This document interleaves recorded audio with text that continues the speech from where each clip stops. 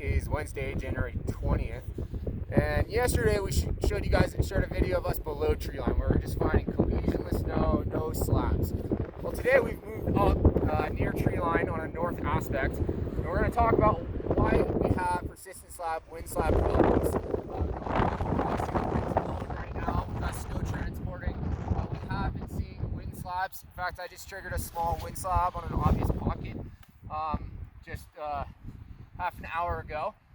But basically what we're talking about here is why above tree line and near tree line are so concerning right now.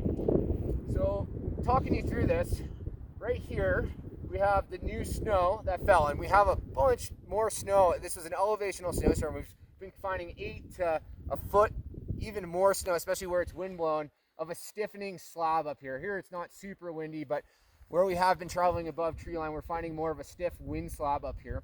Then we have this breakable crust, and here it's not super thick, but again, above tree line, if you guys had been getting out before this last storm, we were on supportable to thick wind slabs that formed from the previous week's wind events.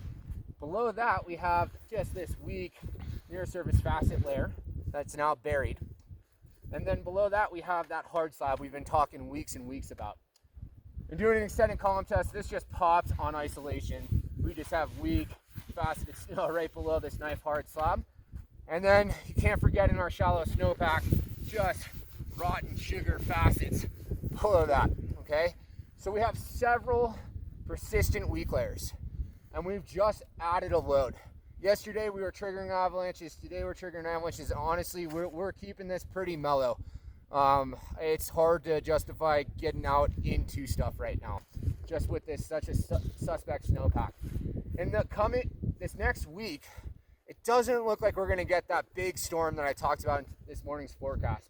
If we put 2 feet of snow on this, yeah, everything's gonna run and we're gonna flush all these facets back down to the ground. But what we're potentially gonna be doing is just adding an inch maybe Thursday, then a couple more inches Friday, and we're just gonna incrementally load our slope, which is gonna continue to stress these faceted weak layers.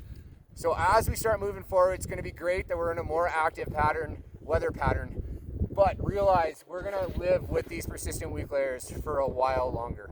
So stay heads up if you are getting out, and please submit observations and stay safe.